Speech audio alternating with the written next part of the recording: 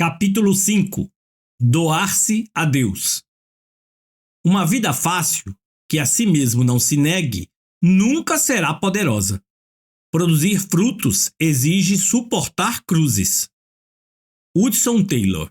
Roma, 16 de agosto de 2003, aproximadamente 13h30. Parei em frente à Piazza de Espanha com minha esposa, Kelly, e a pastora que nos ciceroneava, Roselaine Facchio, do Ministério Sabaote, de Milão. Ali viajei no tempo e na história. Ao encarar os postes modernos que rodeavam a praça, não pude conter as lágrimas.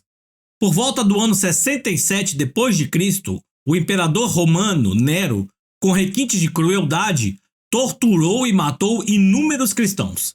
Alguns, nas palavras de John Foxe, na obra O Livro dos Mártires, com as vestes encharcadas de cera inflamável, foram atados aos postes de seu jardim particular, onde lhes atearam fogo para que ardessem como tochas de iluminação. Mesmo não estando no Jardim de Nero, que fica no Vaticano, projetei corpos inocentes em chamas naqueles postes. Ao revisitar a história, chorava fortemente.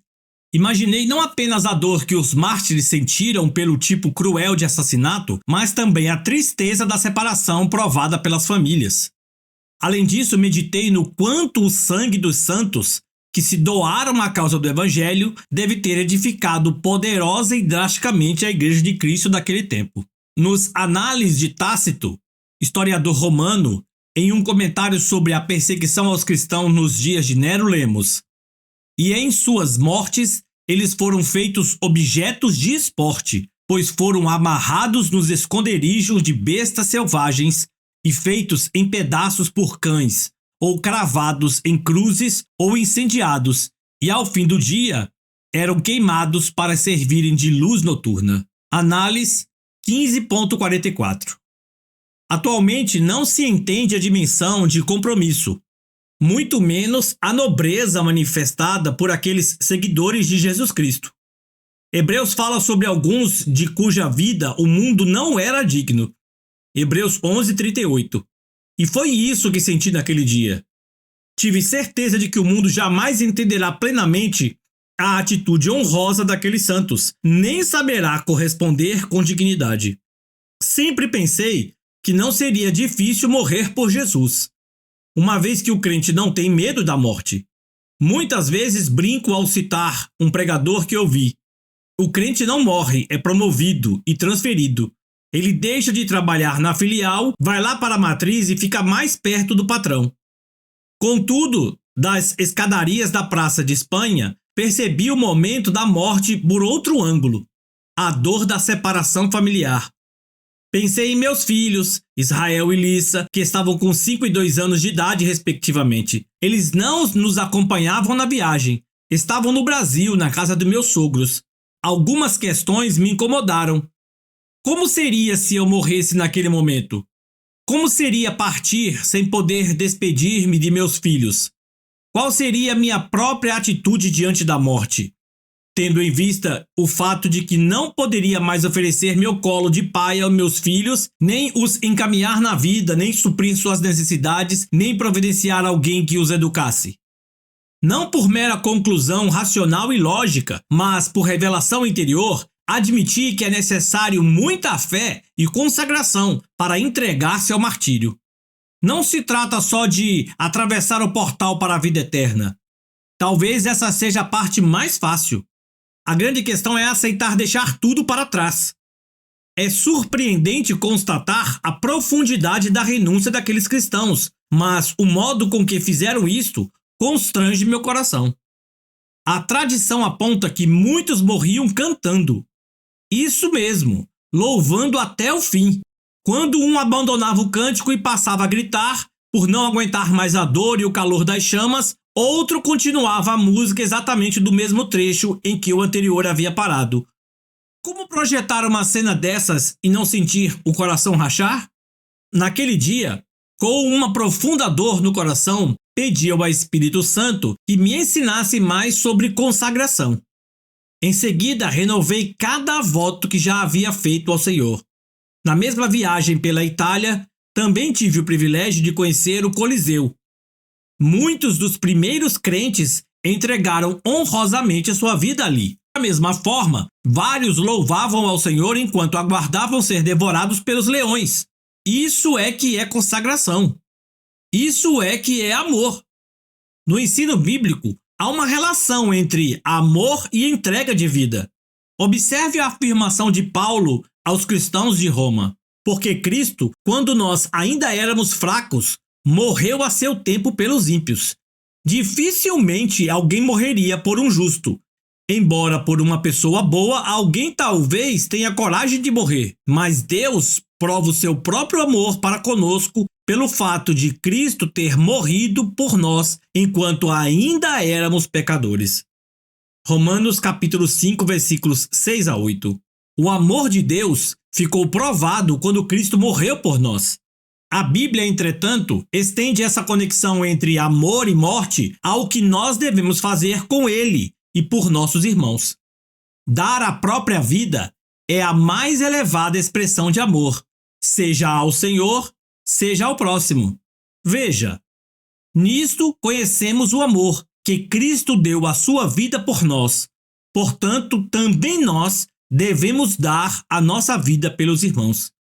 1 João capítulo 3, versículo 16.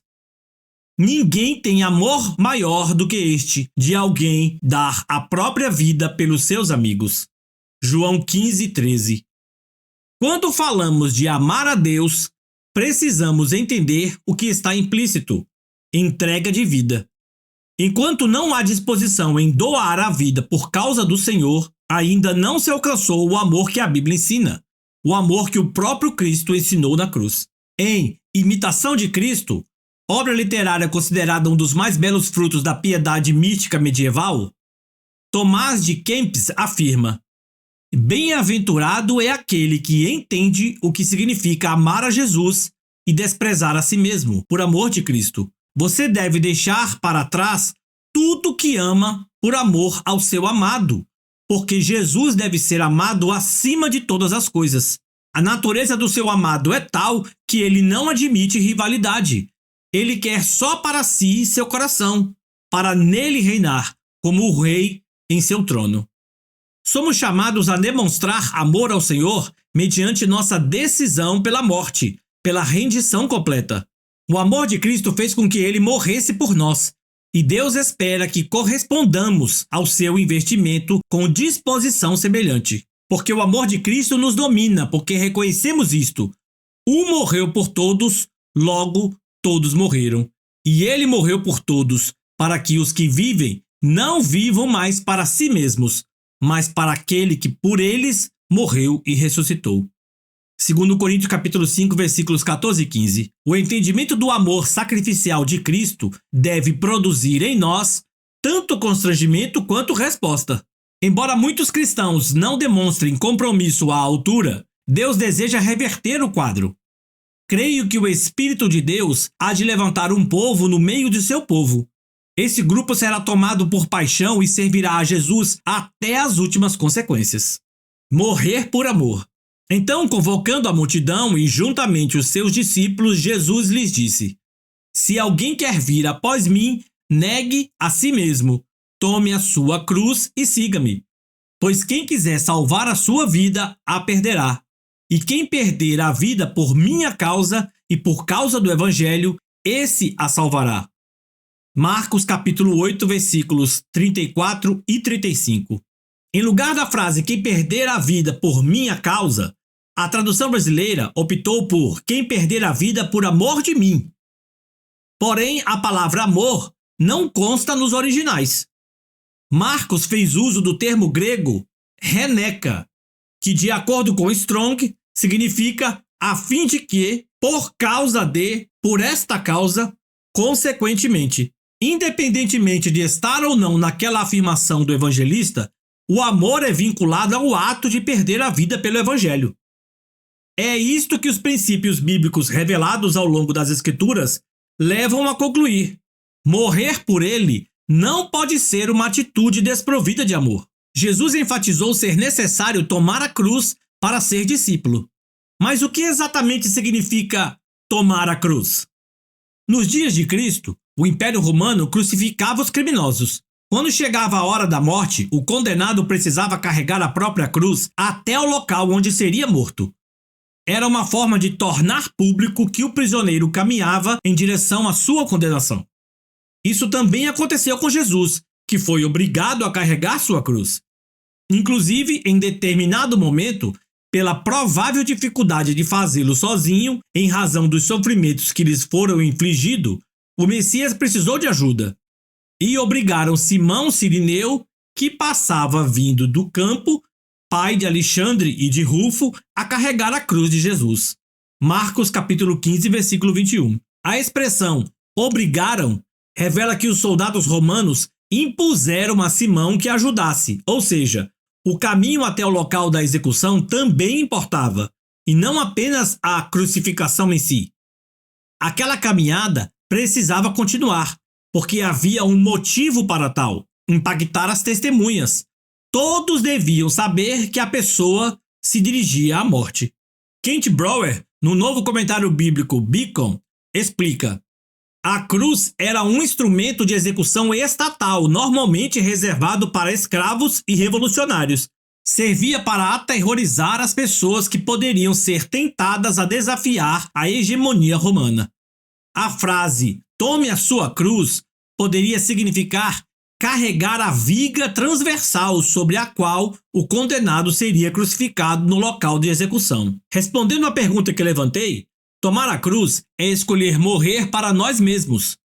Ao dizer, se alguém quer vir após mim, negue-se a si mesmo, tome a sua cruz e siga-me, Jesus não afirma que obrigará o homem a fazer coisa alguma, mas que deve partir do próprio homem a decisão de executar aquilo que é necessário a qualquer um que almeja seguir a Cristo, negar a si mesmo e morrer para si. Mais que isso, o mestre não utilizou a figura da cruz por acaso. Ele não apenas apontou para um símbolo de morte, mas para o ritual da crucificação como um todo, incluindo a caminhada para o que o sacrifício se tornasse público. Conclui-se que tomar a cruz implica aceitar, mas também reconhecer diante de todos a própria sentença de morte, morte para si mesmo. Só assim, negando-se e caminhando diante de testemunhas em direção à morte, é que se poderia seguir Jesus e ser contado como seu discípulo. É importante ressaltar que não se tratava de uma probabilidade, e sim de uma certeza. Devo ser repetitivo aqui. Apesar de a história comprovar o martírio de muitos, não significa que o Senhor desejasse a morte literal de seus discípulos quando ordenou que tomassem a cruz. Demorei alguns anos para entender o princípio espiritual da abnegação implícito nas palavras de Cristo. O fato é que Deus não exige, necessariamente, a entrega literal da vida, e sim a disposição de perdê-la por amor a Ele. As primeiras gerações de crentes mantinham tal postura, e certamente deveríamos seguir o exemplo. Se precisarmos morrer fisicamente, que morramos, mas que jamais deixemos de morrer para o nosso eu, nosso ego, nossa carne, nossos desejos desalinhados, nosso coração enganoso. E que todos vejam nossa caminhada de morte. Madame Guyon afirmou: é impossível amar a Deus sem amar a cruz. Deus nos dá a cruz e a cruz nos dá Deus. Acelerar ou retardar a entrega. Todos nós que cremos devemos provar essa morte, a negação própria. Se amamos ao Senhor, nós nos quebrantamos e morremos para nós mesmos. Essa é a regra e não a exceção. Atente para a declaração de Paulo: por amor de ti, somos entregues à morte continuamente. Fomos considerados como ovelhas para o matadouro. Romanos capítulo 8, versículo 36. Durante muito tempo achei que carregar a cruz seria padecer algum tipo de sofrimento imposto por Deus, até que compreendi que tomar a cruz não tem nada a ver com isso. Trata-se de decidir morrer para si. Depois de corrigir a mentalidade errada, eu ainda continuei a tropeçar no entendimento do princípio, só que em outro aspecto. Eu acreditava que aqueles crentes que tomavam a cruz o faziam por serem especiais, cheios de virtude, ou até mesmo por terem sido presenteados por Deus com graça maior. Esse mesmo engano tem paralisado a vida espiritual de muitos. Todos, sem exceção, devem tomar a cruz. A orientação não é exclusiva a alguns poucos e seletos discípulos. Mais que isso, não é opcional, mas uma condição estabelecida por Jesus. Quem quiser segui-lo precisa morrer. É uma imposição, sim, a quem deseja ser discípulo. Dietrich Bonhoeffer, em seu livro Discipulado, afirma: quando Cristo chama um homem, propõe que ele venha e morra. Cristo desenhou o cenário oposto. E quem não tomar a sua cruz e vier após mim, não pode ser meu discípulo. Lucas 14, 27. Está bastante claro para mim. Quem não toma a cruz, não pode ser discípulo de Jesus. Não se pode classificar os que tomam a cruz como discípulos virtuosos e como discípulos menos espirituais os que não a tomam. Ou toma a cruz, ou não é discípulo. Quem quiser ser discípulo deve assumir um compromisso de morte. Precisa assinar um contrato que contém o morrer para si mesmo como cláusula. David Neal, em novo comentário bíblico Beacon, comenta assim a declaração de Jesus: as vibrantes exigências do discipulado são dirigidas à vasta gama de seguidores e não somente aos principais discípulos. Isso torna as exigências ainda mais rígidas. Esses não são requisitos para alguns da elite, mas para muitos, inclusive os leitores de Lucas. Ao afirmar que devemos tomar a cruz, não estou dizendo que se trata de algo que Deus nos força a fazer. Quando Jesus falou sobre perder e salvar a vida, deixou claro haver duas opções, e consequentemente a necessidade de escolher uma ou outra. Contudo, se decidimos não tomar a cruz, ressalto que não seremos forçados a tomá-la, estamos decidindo também pela não qualificação como discípulos de Cristo. O contrário é real. Se escolhermos ser verdadeiros discípulos, decidimos também tomar a cruz. Morrer para si mesmo é exigência inegociável para quem almeja ser discípulo de Cristo. Já o ser ou não discípulo de Jesus é uma escolha de cada um. O que não é possível é escolher o discipulado e rejeitar a cruz. John Blanchard declarou: morrer para nosso conforto, nossas ambições e nossos planos faz parte da própria essência do cristianismo. François Fenelon afirmou: não há outra forma de viver esta vida cristã a não ser mediante uma contínua morte para o eu. Muitos dos piedosos homens e mulheres de Deus ao longo da história criam, ensinavam e viviam por esses valores que quase desapareceram no cristianismo moderno e ocidental. Na qualidade de discípulo, a cruz virá de um jeito ou de outro, cedo ou tarde. A questão é que podemos escolher de que forma o processo se dará, se mais ou menos doloroso. Vamos voltar à afirmação de Cristo registrada em Marcos 8. Pois quem quiser salvar a sua vida a perderá, e quem perder a vida por minha causa e por causa do Evangelho, esse a salvará. Desde garoto eu achava que salvar a vida tinha a ver com ir para o céu, e perder a vida tinha a ver com ir para o inferno. Eu pensava assim: quem quiser salvar a sua alma e ir para o céu, terá que perdê-la aqui na terra, fugindo dos prazeres do mundo. Cristo, entretanto, ao citar os que queriam salvar sua vida, referiu-se aos que, pelo fato de não desejarem tomar a cruz, escolhiam dirigir a própria vida. Ou seja, ele falava dos que não aceitavam a morte de si mesmos. A palavra grega usada nos originais e traduzida por salvar é sozo.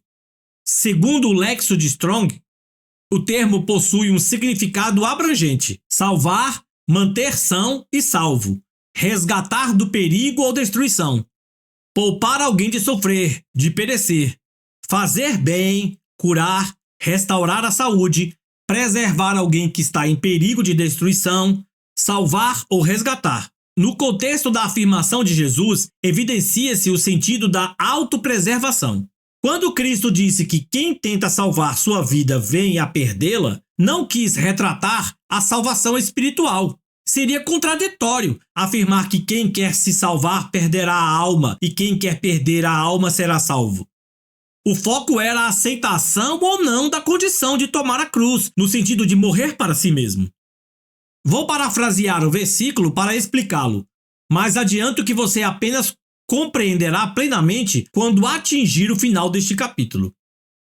Quem se autopreservar e evitar a morte de si mesmo, corre o risco de sofrer muito mais, inclusive a morte física.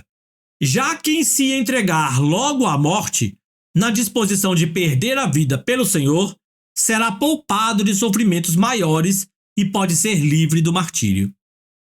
Todas as tentativas de escapar da cruz são inúteis, em vão, pois a vida do discípulo culmina na cruz.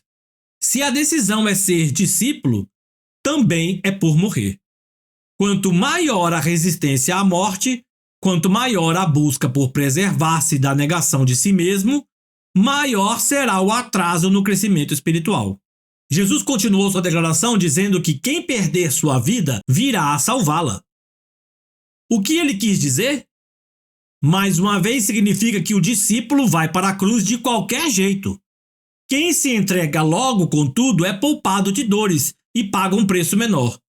Por outro lado, quem reluta, fugindo da cruz e tentando poupar-se, paga mais caro e sofre mais no processo.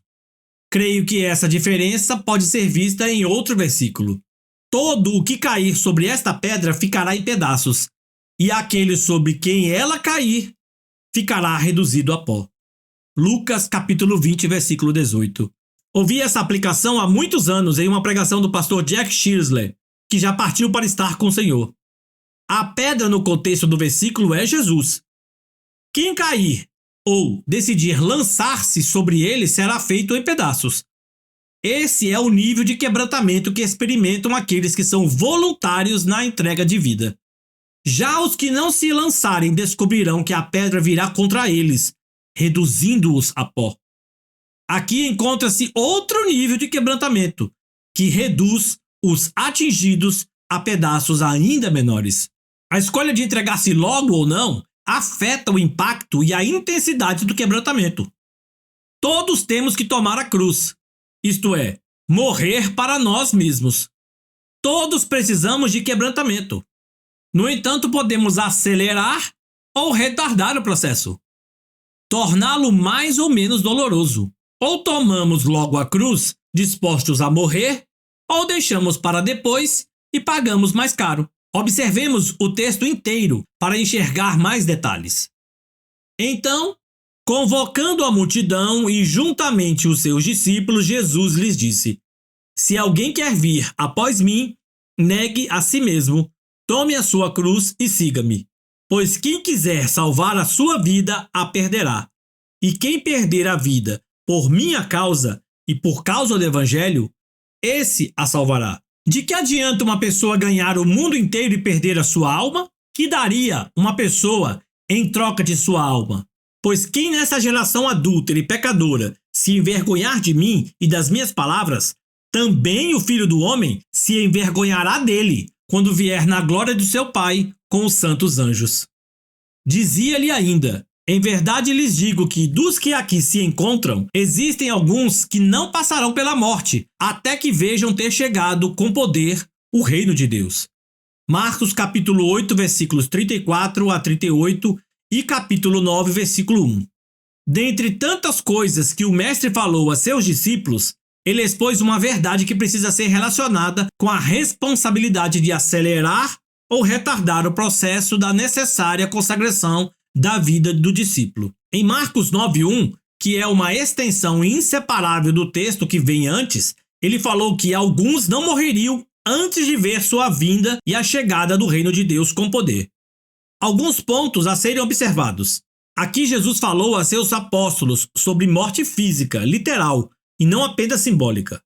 2. A colocação feita pelo Senhor está no plural, o que indica que a possibilidade de não morrer sem antes ver o reino chegando com poder, referia-se a mais de um de seus discípulos, ou seja, poderia acontecer com alguns deles. Se aquela geração de discípulos já morreu e Jesus ainda não voltou, como essas palavras podem ser reconhecidas como verdadeiras?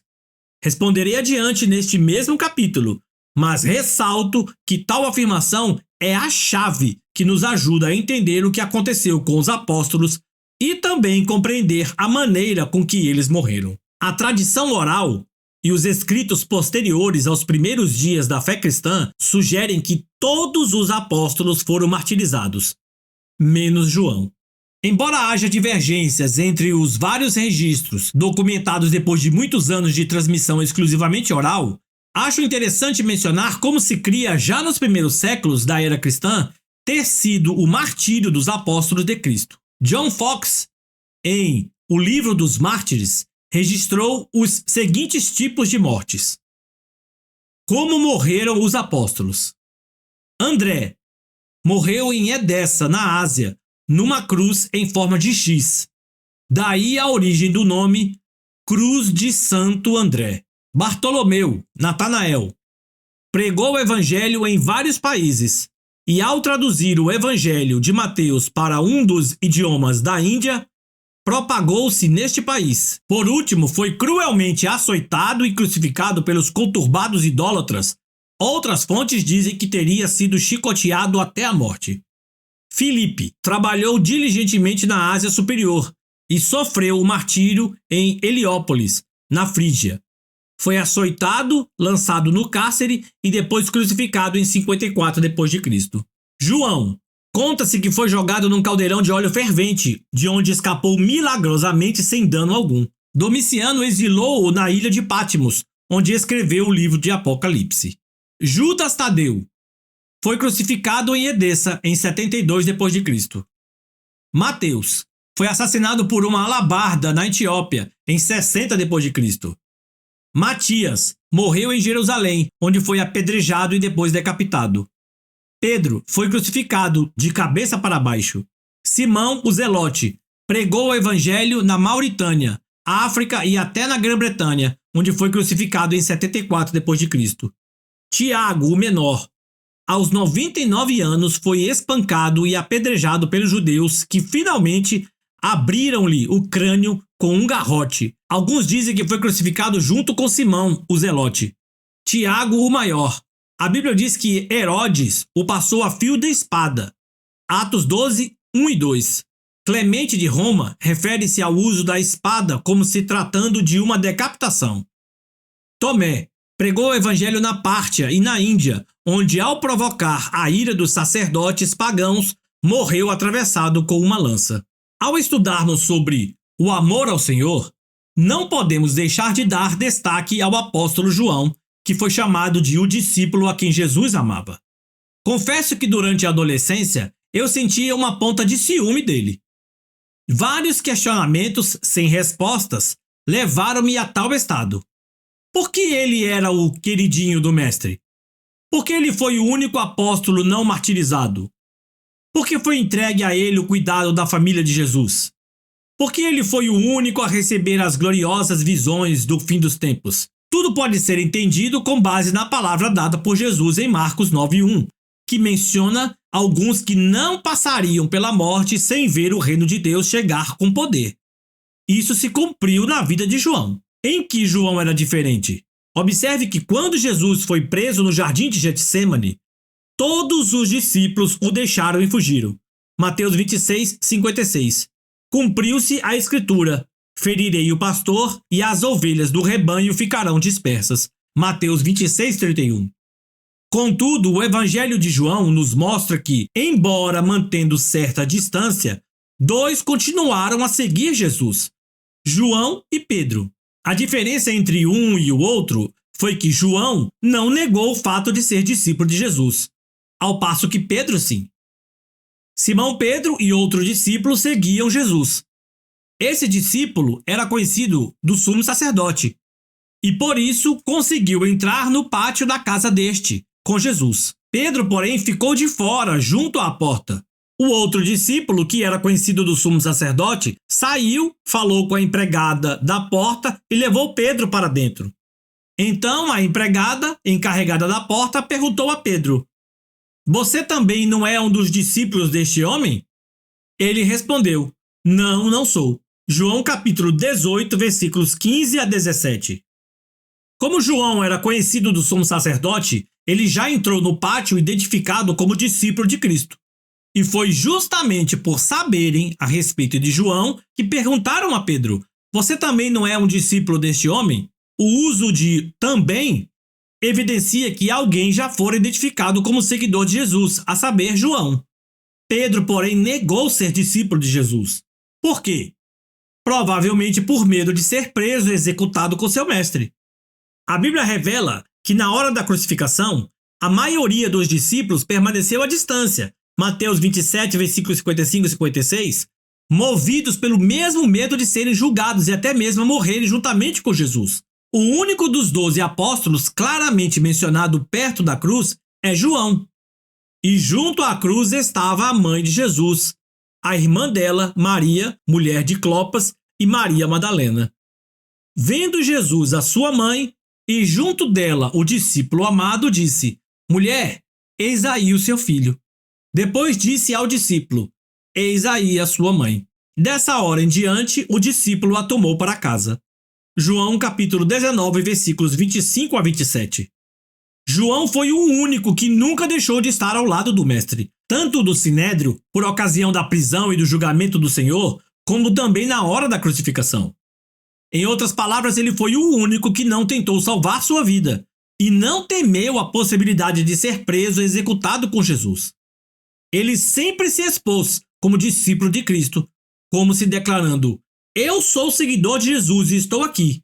Se for preciso ser preso, sofrer e até morrer juntamente com ele, estou disposto.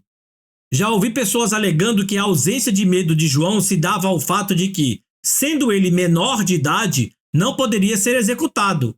Porém, não sabemos a idade de João para afirmar isso. O fato é que a Bíblia não diz quantos anos ele tinha, nem que era menor de idade. São apenas suposições. Se de fato João fosse menor de idade e não houvesse razão para ter medo de ser preso, pergunto então, por que ele teria fugido dos guardas no Getsêmani? Penso que João não foi martirizado por uma só razão. Quando todos fugiram e permaneceram à distância, ou até mesmo negaram Jesus, ele foi o único que se dispôs a morrer. Embora não tenha sido morto, sua disposição de ir até o fim por Jesus foi aceita por Deus como uma entrega da própria vida. Imagino que, assim como aconteceu com Abraão no quase sacrifício de seu filho Isaque, assim também João não precisou morrer de fato para que o Senhor considerasse sua vida como tendo sido entregue. A disposição de ir até o fim bastava. Considere a conversa de Jesus com Pedro, registrada em João 21. Ela aconteceu depois da ressurreição e, portanto, tanto Pedro já negara a Cristo, quanto João aceitara a possibilidade de morrer por ele, mesmo esta não tendo sido consumada.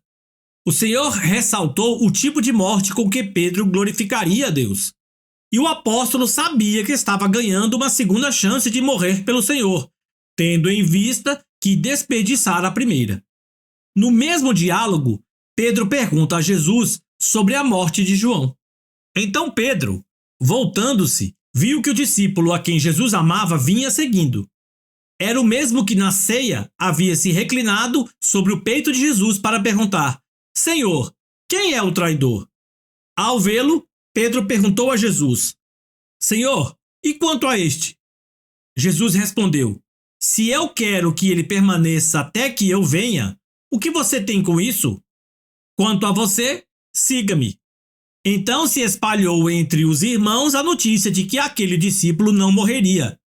Ora, Jesus não tinha dito que tal discípulo não morreria. Mas, se eu quero que ele permaneça até que eu venha, o que você tem com isso? Este é o discípulo que dá testemunho a respeito destas coisas, e que as escreveu, e sabemos que o seu testemunho é verdadeiro. João capítulo 21, versículo 20 a 24. O que Cristo quis dizer com "se eu quero que ele permaneça até que eu venha"? Pouco antes, o tema sobre o qual conversavam Jesus e Pedro era a morte. Que tipo de morte Pedro havia de glorificar a Deus? João 21, 19. Depois de registrar a resposta do Senhor à indagação de Pedro, João escreveu: se espalhou entre os irmãos a notícia de que aquele discípulo não morreria. Logo, a informação que se espalhou foi uma dedução de que o mestre usou o verbo permanecer para contrapor morrer. Ou seja, permanecer seria igual a continuar vivo, não morrer. O que Jesus disse? Se eu quero que ele permaneça até que eu venha. O que viralizou? João não morrerá. E quem divulgou essa interpretação de que João não enfrentaria a morte? Acho divertido analisar essa história, pois é muito grande a probabilidade de que tenha sido o próprio apóstolo Pedro a espalhá-la. Isso se deduz porque somente 3 estavam presentes naquele momento: Jesus, João e Pedro. Jesus logo subiu ao céu. Mas, no pouco tempo que ainda passou aqui, não faz sentido que tenha contado a alguns uma versão um pouco distorcida de sua própria fala.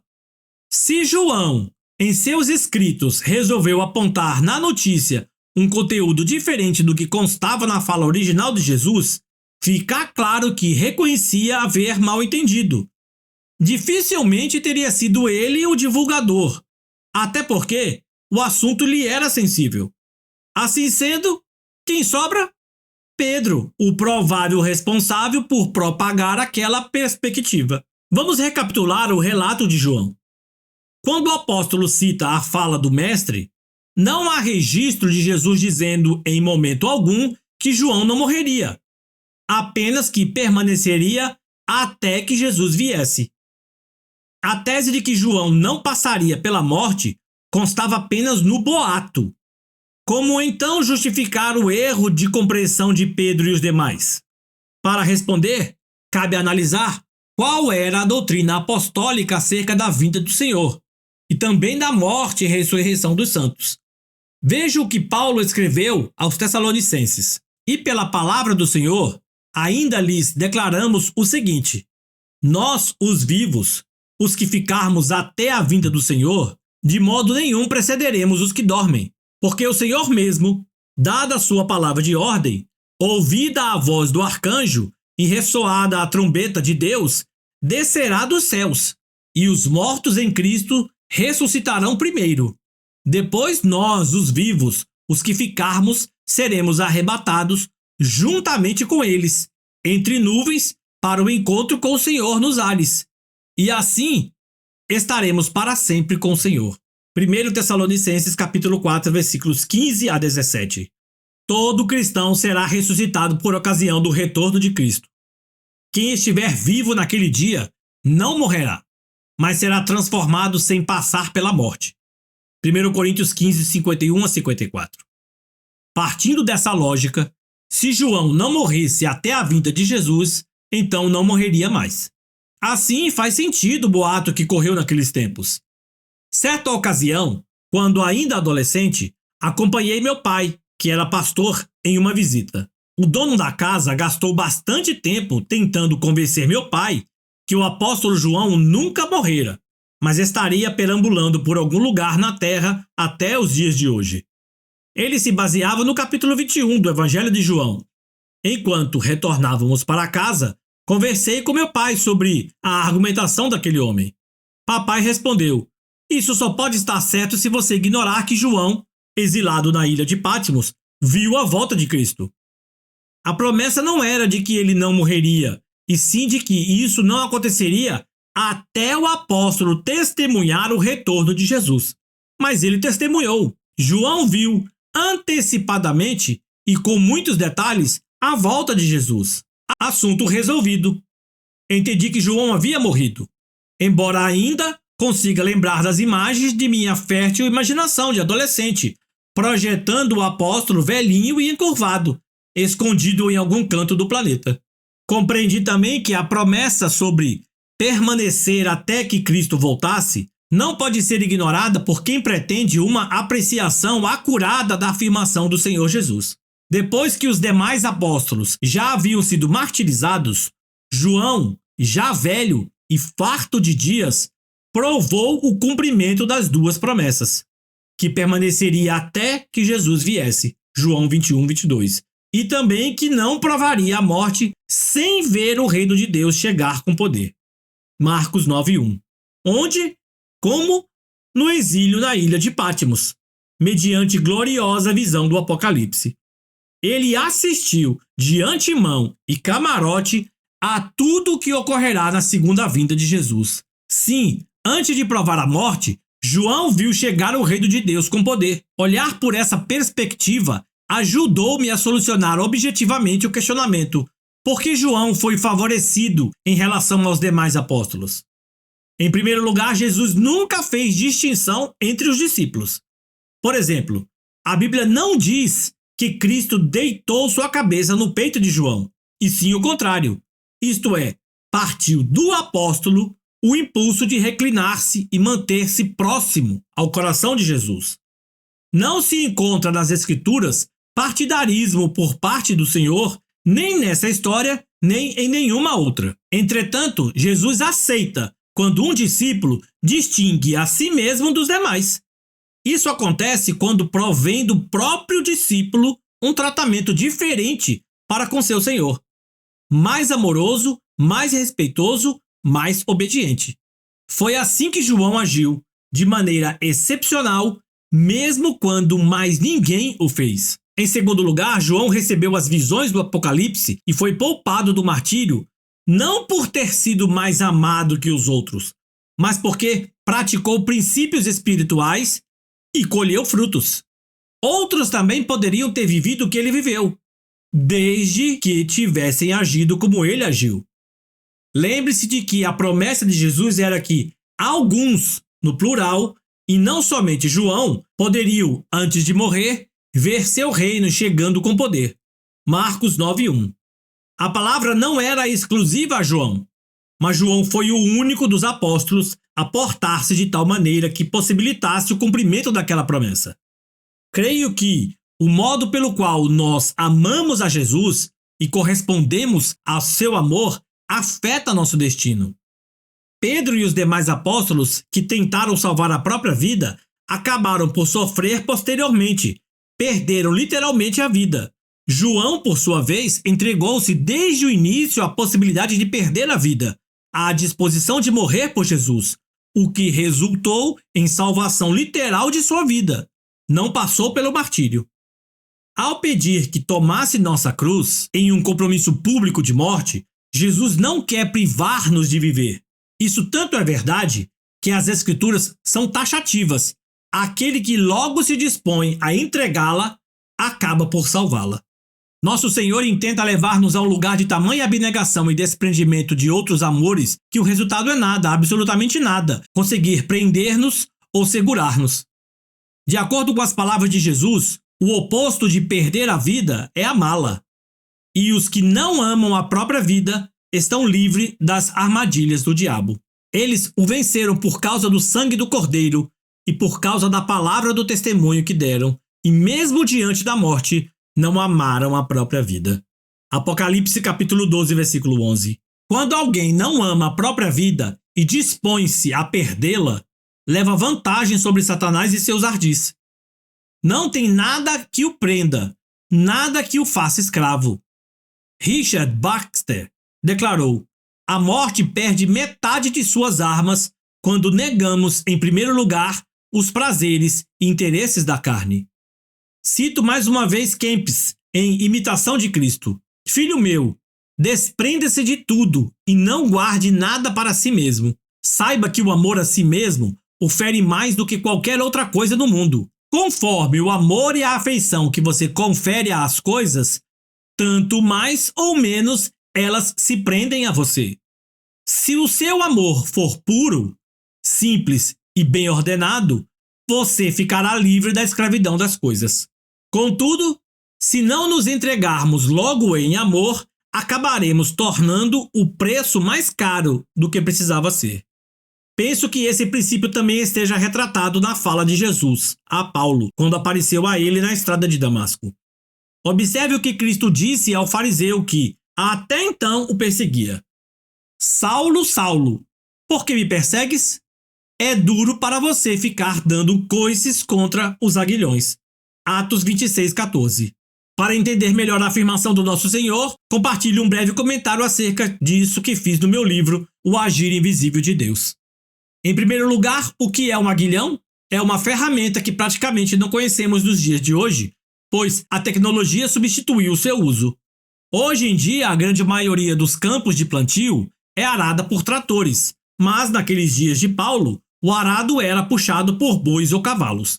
Quando um animal empacava, eles usavam um aguilhão de metal, que era uma espécie de lança, para espetá-lo e fazê-lo andar de novo.